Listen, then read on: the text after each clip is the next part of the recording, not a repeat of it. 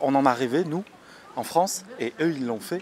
La recherche de la ville idéale, c'est certainement pas quelque chose de nouveau, quoi. Je pense qu'il va falloir prendre de la hauteur, prendre un petit peu de recul pour digérer toutes ces informations. On n'a pas la science infuse, je pense que c'est important que les élus puissent se rendre compte de ce qui est fait ailleurs, et puis notamment les innovations.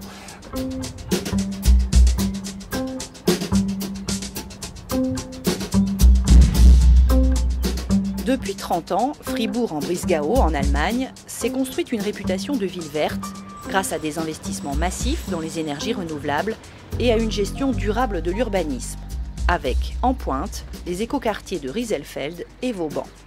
Zunächst mal muss man sagen, dass wir in einer sehr schwierigen Zeit gestartet sind, weil eine große Wohnungsnachfrage in Freiburg war. Und die Frage war, wie soll der Wohnungsbedarf gedeckt werden? Sollen alle Flächen in der Stadt bebaut werden oder baut man erstmal wieder einen neuen Stadtteil? Le terrain choisi était un site de 70 hectares recevant les eaux usées des quartiers alentours dont la ville avait la maîtrise foncière. La construction a duré une dizaine d'années pour loger aujourd'hui 10 000 habitants. Darüber hinaus war die Entscheidung, wie soll das realisiert werden? Die Stadt hat sich entschieden, nicht Investoren das Projekt zu geben, sondern gemeinsam mit einem externen Büro, welches mit mir zusammengearbeitet hat, in die Entstehung dieses Stadtteils mit einzusteigen.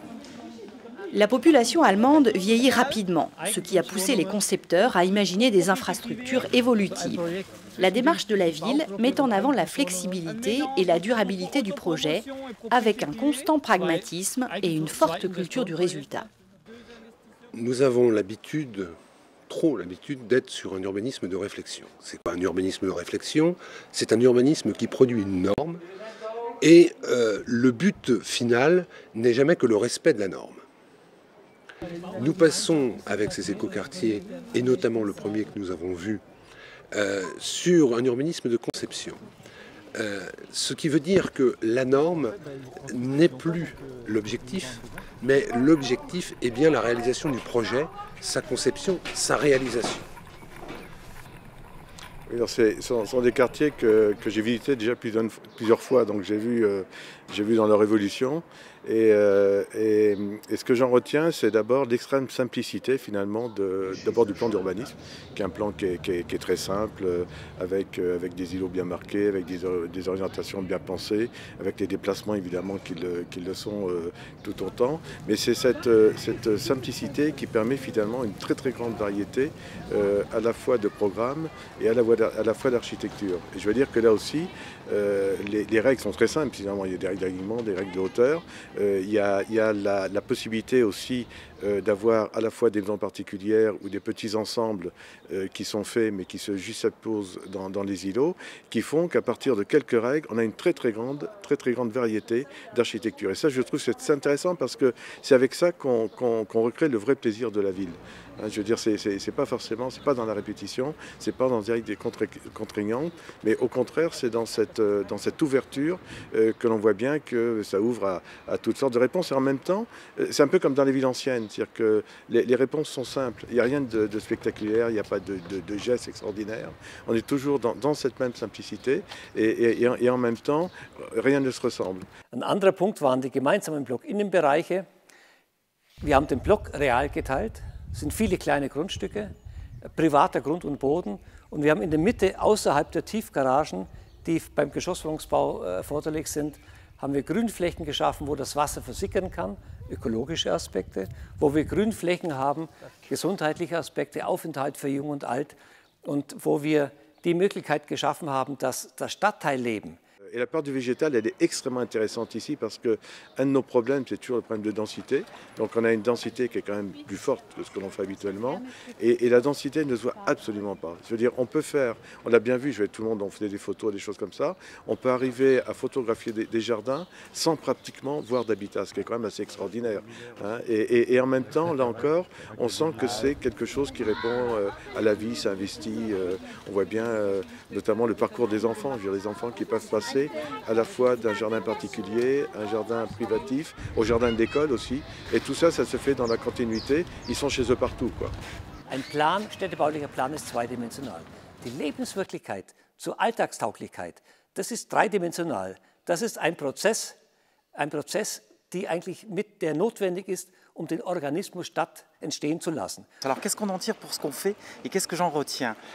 Première chose, c'est la logique de projet qui est la leur, c'est-à-dire à la fois un projet très contraint, puisque les grands principes sont posés dès le départ, mais une très grande liberté et une très grande capacité d'adaptation dans le temps, ce qui fait que le concept est conservé, mais que les choses évoluent dans le sens où l'histoire nous pousse à faire. J'ai vu en fait le parallèle entre la volonté politique, la maîtrise foncière, le vivre ensemble, le côté associatif qui investit un vieux bâtiment en pierre pour le retransformer en bistrot, etc.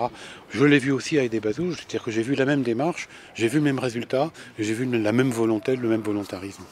Et donc ça me fait beaucoup plaisir parce que ça signifie en gros que ce qu'on voit ici, c'est parfaitement reproductible à toutes les échelles. Voilà. Je regrette de ne pas avoir eu l'occasion d'emmener mes étudiants dans le temps voir un quartier tel que Vauban ou voir Fribourg en général pour voir des réalisations urbanistiques absolument remarquables. Bon. Sur le plan architectural, d'une part, enfin, c'est parfois discutable, mais enfin c'est intéressant. Sur le plan urbanistique, sur le plan du développement durable, sur le plan des économies d'énergie, sur le plan aussi de la façon dont les personnes se sont appropriées ces territoires, les ont conçus en partie, les ont appropriés. Ça, c'est extraordinaire. J'ai toujours dit, enfin j'ai toujours pensé, je l'ai dit aussi, que l'urbanisme était pour moi plus important que la ville. Si on rate un bâtiment, finalement, c'est pas très grave. Mais si on rate la ville, ça l'est. Et là, on voit bien que la réflexion sur la ville prédomine l'architecture. L'architecture suit. Et elle est de qualité en même temps. Donc c'est quelque chose qui donne à réfléchir en même temps. L'exemple de Fribourg souligne en cela l'importance d'un métier émergent au cœur de la démarche urbaine, l'assistance à maîtrise d'ouvrage. Ce qui caractérise aussi les communes, même les petites communes de 2000, 5000 habitants, c'est l'absence d'ingénierie, de compétences, ce qui n'est pas du tout péjoratif de dire ça, bien entendu. Mais il faut aller chercher les prestataires, les compétences à l'extérieur. Quand on dit on veut faire un écoquartier, bah oui, mais c'est quoi, comment on fait, pourquoi, etc. Donc, c'est pas quelque chose qui s'improvise comme ça, il faut forcément aller chercher des compétences à l'extérieur. Il y a de véritables enseignements qui fait que finalement on devrait presque obliger certaines de nos populations à venir faire un séjour forcé dans des quartiers comme ça pour essayer de les vivre au quotidien, pour voir ce que c'est que 60 logements à l'hectare, essayer de se rendre compte aussi que derrière tout ce que l'on peut montrer, rien ne vaut quand même l'exercice de la vie sociale, parce qu'en fin de compte la ville c'est ça, c'est le partage du quotidien et c'est le partage du devenir et c'est le partage des responsabilités.